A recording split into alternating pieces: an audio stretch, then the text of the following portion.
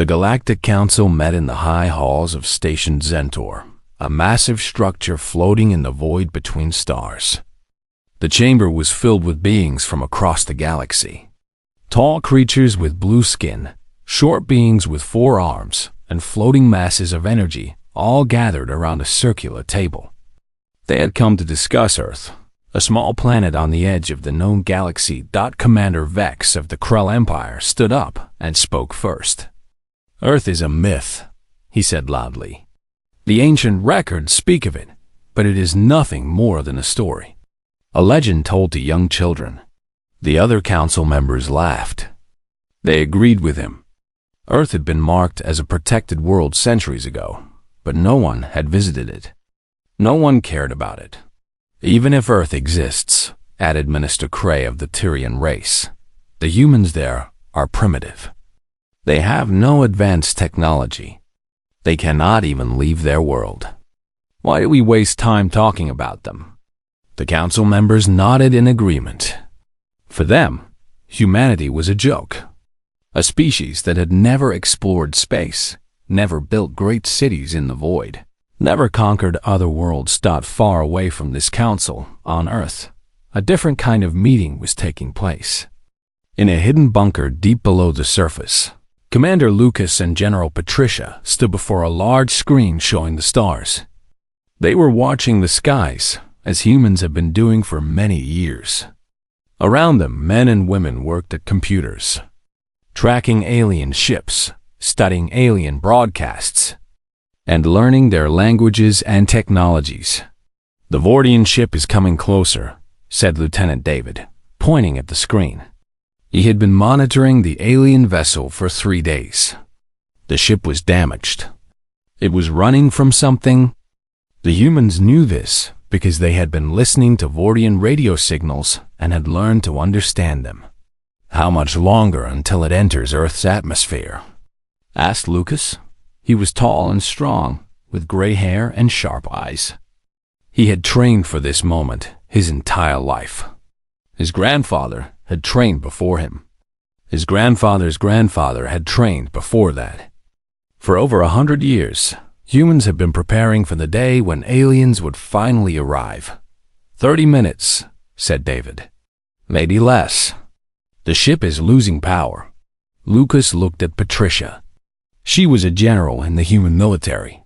She had spent her whole life studying alien tactics, learning how alien weapons worked, and preparing the human army for war. But this moment was different. This was first contact. The moment when the world would change forever. "Send the teams," said Lucas. "We know where the ship will crash. We have been waiting for this day. Now it is here." Within minutes, human soldiers were moving into position. They had hidden weapons, armor, and vehicles near the crash site. They had been waiting there for weeks, ready for any alien ship that came down. The humans did not panic. They did not show fear. They were ready. The Vortian ship fell from the sky like a burning star. It hit the ground with a massive explosion that shook the earth for miles. Smoke and fire rose into the sky. The humans watched and waited. They had studied Vortian biology. They knew what the aliens looked like. They knew how strong they were. They knew how their weapons worked. They had prepared everything. As the smoke cleared, the Vortian ship's door opened. Out came Commander Vex of the Vortian race. He was tall, nearly 3 meters high, with gray skin and 4 arms. His armor was damaged, but he was alive. Behind him came 20 Vortian soldiers, all armed with energy weapons. Vex looked around at the wasteland of the crash site. He saw nothing but empty ground. He felt safe. "Humans cannot be far from here," he said to his soldiers. "The records say this world is primitive. We will take what we need and leave. These creatures cannot stop us." That was when Lucas and Patricia stepped out from behind the rocks. They came forward with their hands open, showing they did not want to fight.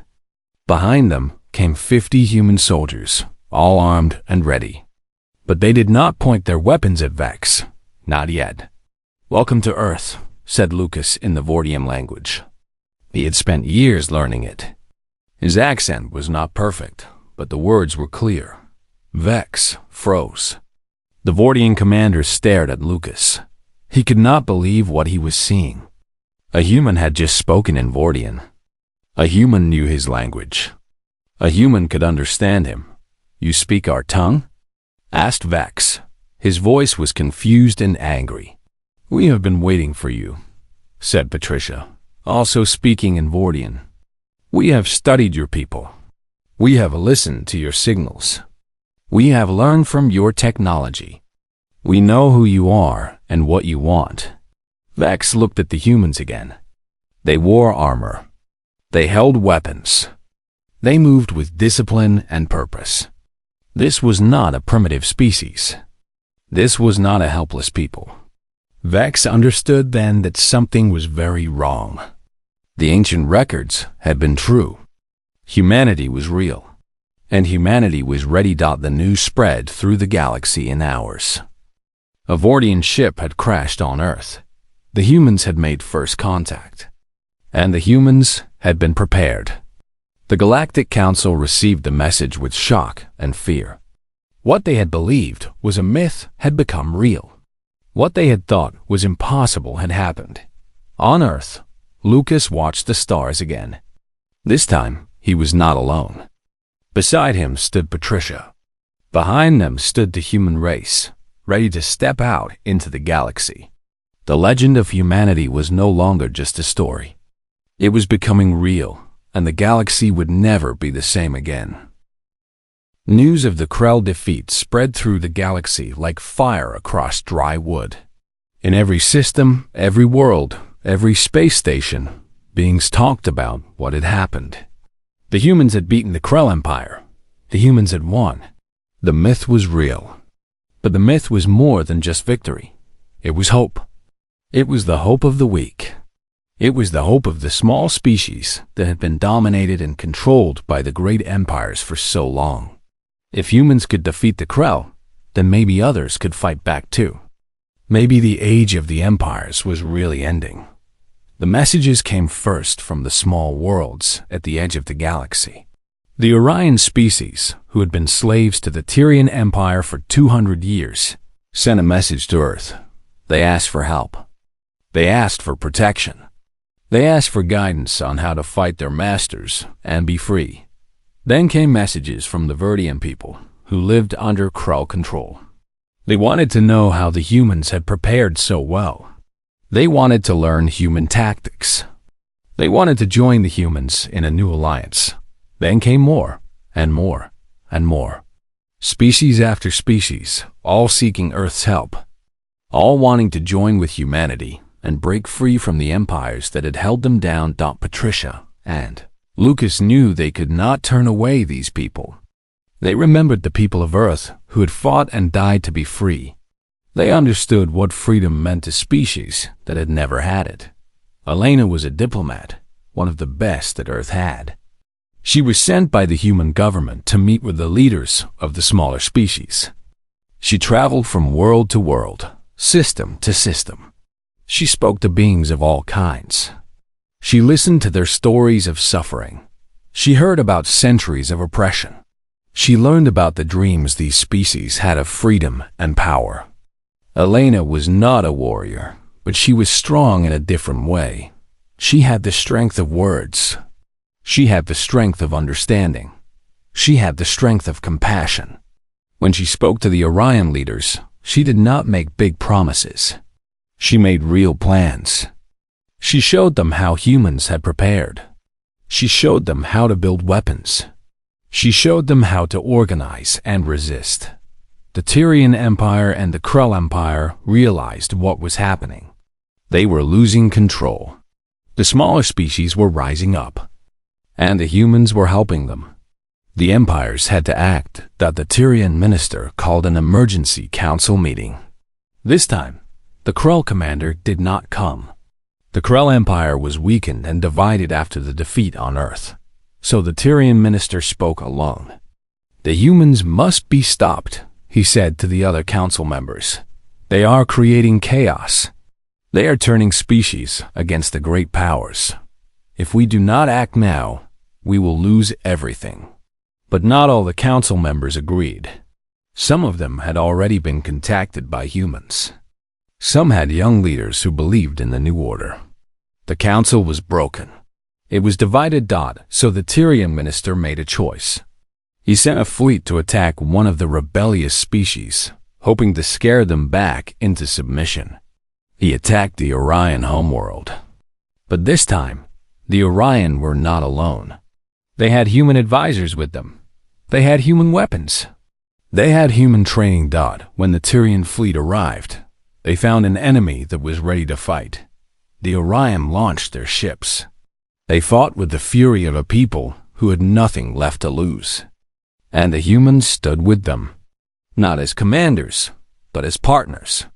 The battle was fierce and long, but in the end, the Orion and their human partners won. The Tyrian fleet was driven back. The message was clear. The old order was dying. The new order was being born. On Earth, Lucas watched the reports come in.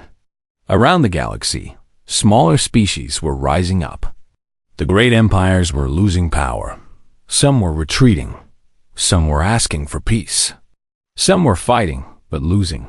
Patricia found Lucas watching the stars. She stood beside him in silence for a moment. "We did not want this to happen," said Lucas quietly. "We did not want to create chaos." "No," said Patricia, "but it had to happen. The empires had to fall. Not because they were evil, but because they were holding back the galaxy. Species could not grow. They could not advance. They could not dream. Now they can." Elena returned to Earth after years of traveling and negotiating. She had helped create a new alliance. It was called the Free Species Coalition. 32 worlds and 73 species had joined. They were still small compared to the old empires, but they were growing. More were joining every day. The Galactic Council was broken and would be reformed. The old order, built on the power of the few, was becoming the new order, built on the power of the many. It would not be perfect. There would still be conflict and difficulty, but it would be different. It would be fairer. Elena presented the new alliance's first plan to the council. She spoke of peace, cooperation, and mutual respect. She spoke of free trade and free movement. She spoke of technology shared among all species, not hoarded by the empires. The council listened. Some were afraid. Some were angry. But all of them understood that the world had changed. On her last night on Earth, before leaving for the council station, Elena sat with Patricia and Lucas. They looked at the stars together. Somewhere out there, in 1,000 worlds and 10,000 cities, beings who had been oppressed for centuries were beginning to believe they could be free. "We have not conquered the galaxy," said Elena. "We have set it free. And now we have the hardest task of all. We have to help it learn to walk on its own." Patricia nodded. "Then we will teach it well, because humans understand freedom. We understand what it takes to win it, and we understand what it takes to keep it." Lucas raised his hand to the stars, as if touching them. "The legend is not over," he said. "It is just beginning." The Galactic Council called an emergency session. Every major power in the galaxy sent their leaders to Station Zentor. The halls were filled with tension and fear. The myth had come true. Earth was real. Humans were real. And they had technology. Commander Vex had sent his full report from Earth. Humans had captured his ship without fighting. They had studied his weapons. They had shown him they understood Vortian technology. They had told him they would send a delegation to the Galactic Council. They said they wanted to talk, not to fight. But every leader in the council chamber knew what this really meant. Earth wanted power. Earth wanted a place at the table. Earth wanted to be treated as an equal. The council members did not know what to do. Some wanted to attack Earth immediately. Others wanted to close Earth off and hide it from the galaxy. No one wanted to accept humans as equals. They had been the masters of the galaxy for so long. They could not imagine a new power rising up. Then the human delegation arrived. The council chamber fell silent as the doors opened. General Patricia walked in first. She was dressed in a simple gray uniform. Behind her came 5 other humans. One was a scientist. One was a military expert. One was a diplomat. One was an engineer. And one was Lucas, who had made first contact. Patricia walked to the center of the council chamber and did not look afraid. She looked at the alien leaders and spoke clearly. "I am General Patricia of Earth," she said. "I speak for humanity. We have come here to show you the truth about my people. For the past 100 years, we have been watching you. We have been learning from you. We have been preparing for this day." The council members listened, but they did not believe her. They did not think humans could do what she was saying. Patricia turned on a screen. Images filled the chamber. They showed human weapons that were as powerful as alien weapons. They showed human research into alien technology. They showed human cities with advanced computers and factories. They showed human armies training and preparing for war. The evidence was clear and impossible to deny. "We did not steal this knowledge," said Patricia. "We learned it from your broadcasts, your signals, your dead ships that we found floating in space. We took your technology and we made it our own. We are not primitive. We are not weak. We are ready." Minister Cray stood up, angry. "You cannot expect us to believe this. You are just one species. You cannot stand against all of us." Patricia smiled without warmth. "We do not want to fight all of you," she said. "But we will if we must. We have something more powerful than weapons. We have time. We have patience. We have sacrifice. While you fought each other, we prepared. While you wasted energy on wars for status, we built strength. While you told stories about your own power, we became dangerous." The scientist from Earth stepped forward. His name was William. He held up a device. "This is based on Tyrian technology," he said. "But we improved it. We made it work better. We made it smaller. We made it stronger. You have not advanced in 50 years. You rest on old knowledge. We build on what you have stopped doing." The council chamber was quiet. The alien leaders understood the truth. Earth was dangerous not because they had power, but because they had something more important. They had progress. They had the will to keep moving forward. "What do you want?" asked the Tyrian minister finally. Patricia looked at Lucas. He stepped forward and spoke. "We want peace. We want to be treated as equals. We want a seat on this council. We want the chance to explore the galaxy and build relationships with other species. And if we say no?" asked Commander Vex of the Krell Empire. Patricia's voice became hard and cold. "Then we will take what we want. We have alliances. Small species have contacted us. They are tired of being dominated by your empires. They have asked for our protection. We have given it to them. If you try to attack Earth, we will not fight alone. We will fight with friends." The room filled with noise. Every council member was shouting, arguing, angry. But under the anger, there was fear. They were afraid of Earth. They were afraid of humans. They were afraid of what would happen next. The diplomat from Earth, a woman named Sarah, waited until the noise died down. "We have a proposal," she said. "Form a new council. A council where all species have power. Not based on age or ancient agreements, but based on what each species can do. Based on progress and strength and wisdom. We do not want to conquer you. We want to join you as equals." The Tyrian minister looked at the Krell commander. They nodded to each other. They were the 2 most powerful empires in the galaxy. If they stood together, they could fight Earth, but the cost would be great. Other species might turn against them. The smaller races might all join Earth. The Empire could fall. "We will think about your words," said the Tyrian minister. "But understand this. If Earth makes a move against us, if Earth shows any sign of aggression, we will respond with total war." Patricia bowed slightly. "We understand. And we hope you understand that we are serious. We did not come here to threaten you. We came here to show you that humanity is not what you thought. We are not a myth. We are not weak. We are ready to change the galaxy." The human delegation left the council chamber. Behind them, the alien leaders began to argue about what they should do. Some wanted to negotiate with Earth. Others wanted to destroy them before Earth became too powerful. The future of the galaxy hung in the balance. On the human ship, as it left the station, Patricia and Lucas stood together looking at the stars. They knew the council would not accept them easily. They knew there would be war.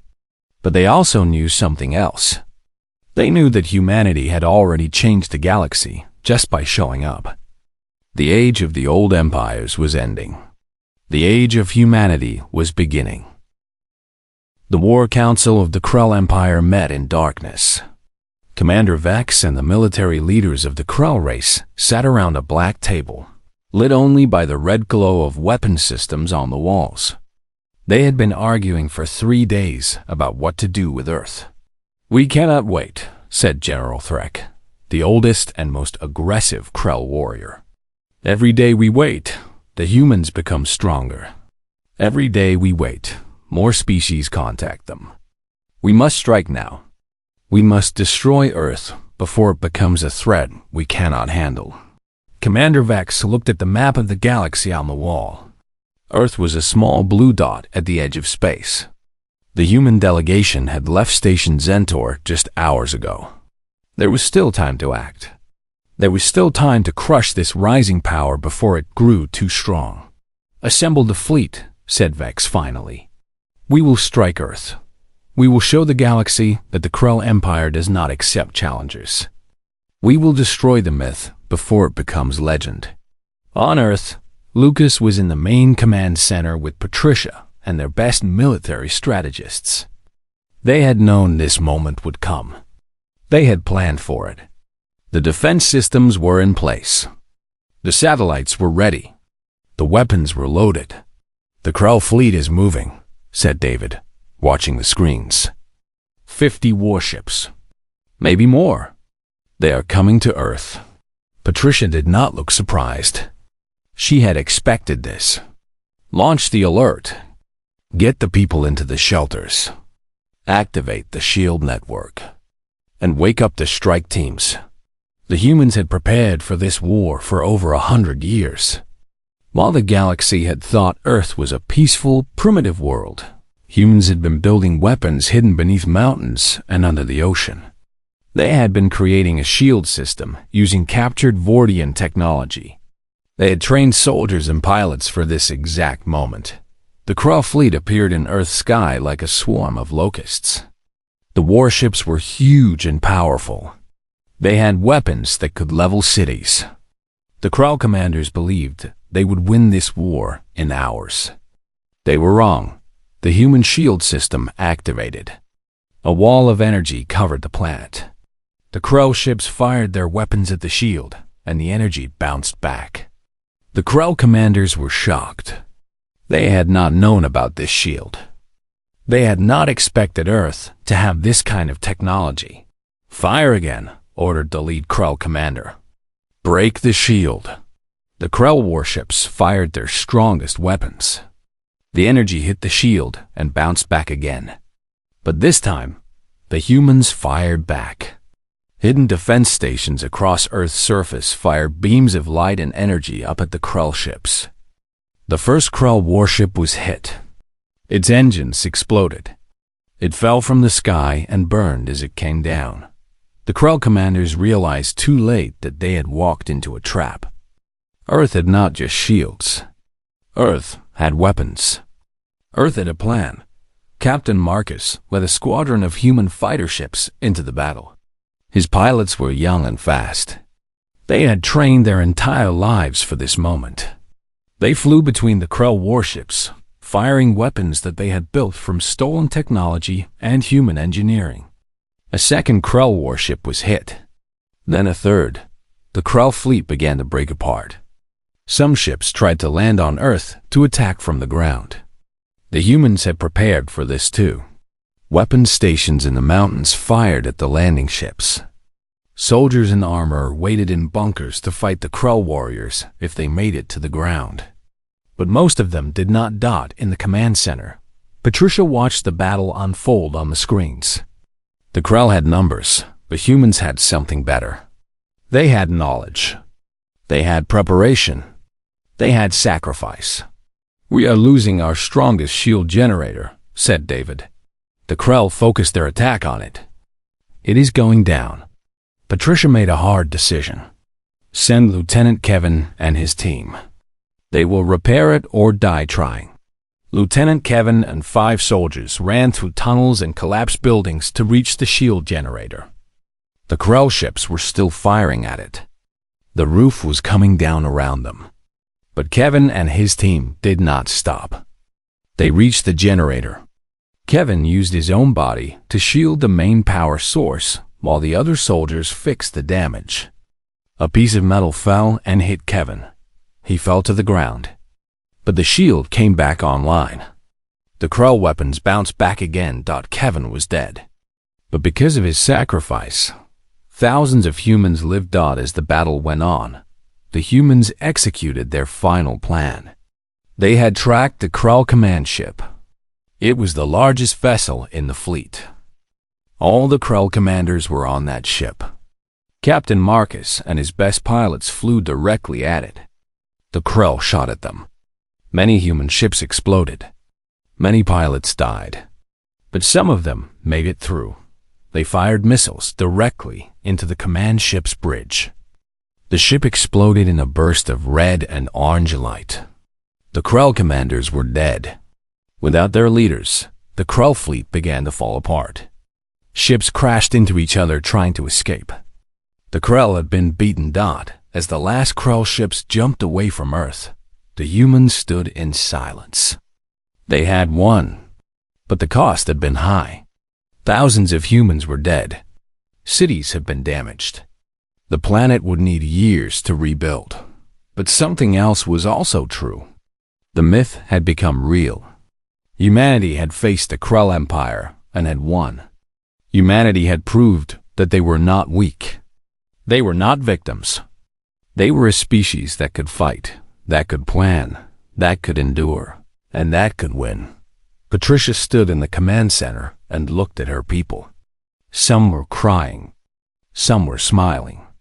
All of them understood that the galaxy would never see Earth the same way again. The legend of humanity was no longer just a story.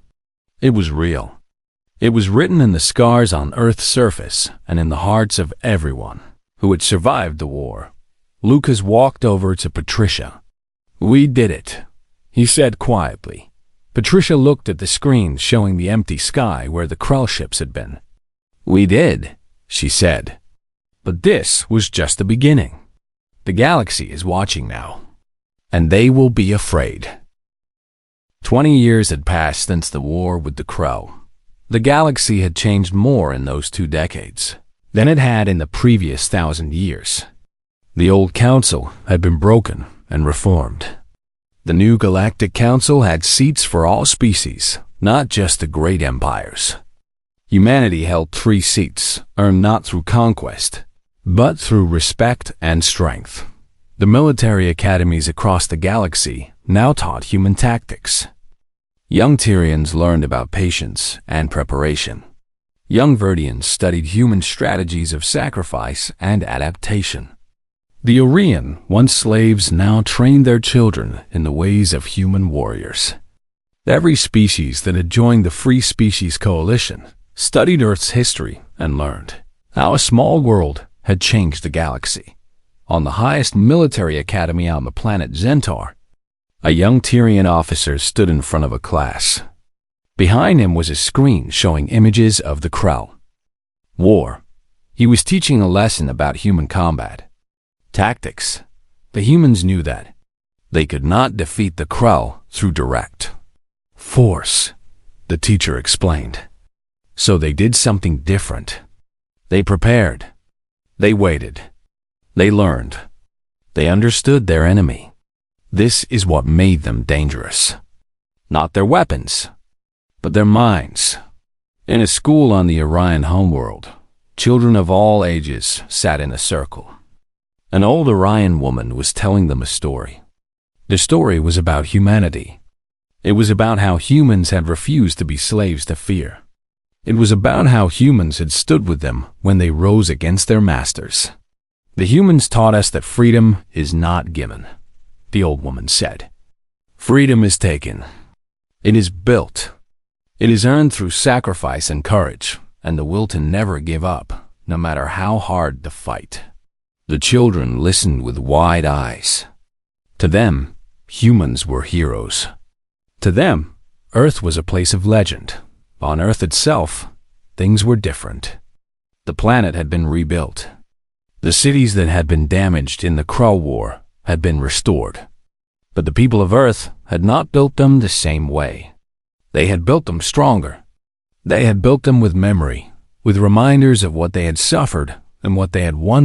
In the capital city, a great monument had been built. The names of every human who had died in the war were carved into stone. Millions of names. Visitors from across the galaxy came to see it. Many cried. Many touched the names and whispered prayers or hopes or thanks. Lucas was old now. His hair was white, and his face was lined with years of living and deciding and leading.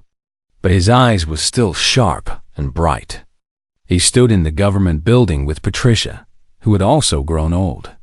They were no longer the first ones to make decisions. A new generation of human leaders had taken over. But Lucas and Patricia were still respected. They were still listened to when they spoke. "We did something good," said Patricia, looking out at the stars from a high window. "But I wonder if we did the right thing."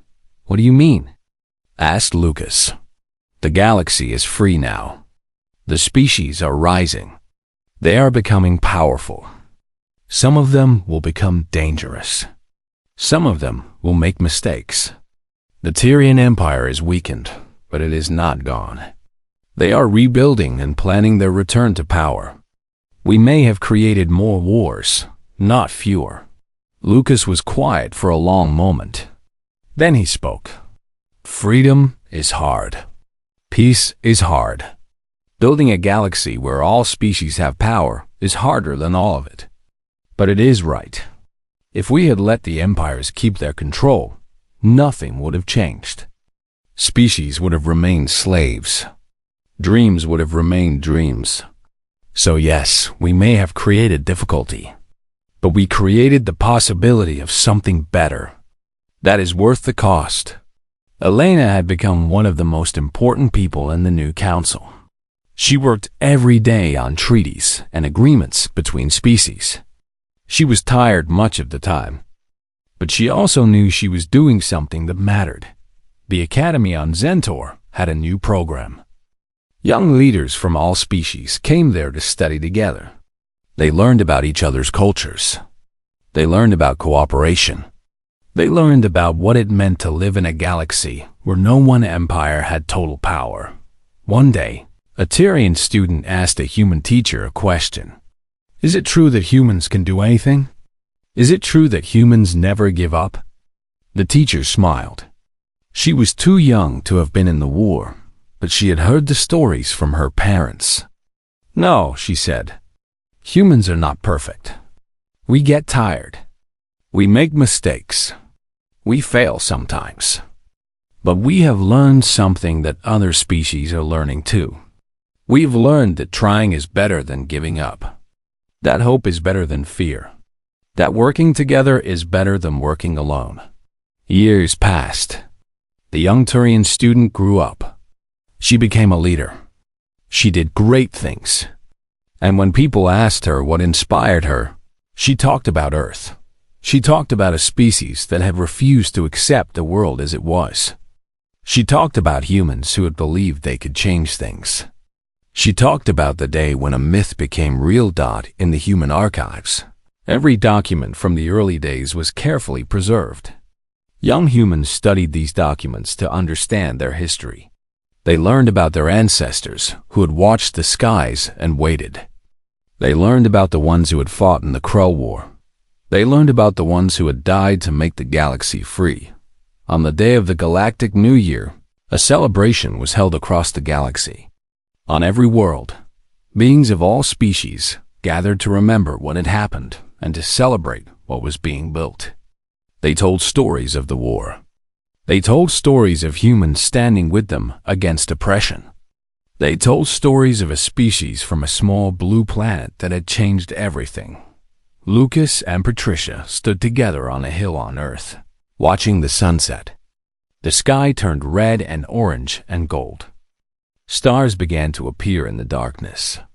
Around them, other humans gathered, old ones and young ones, people who had lived through the war and people born after it.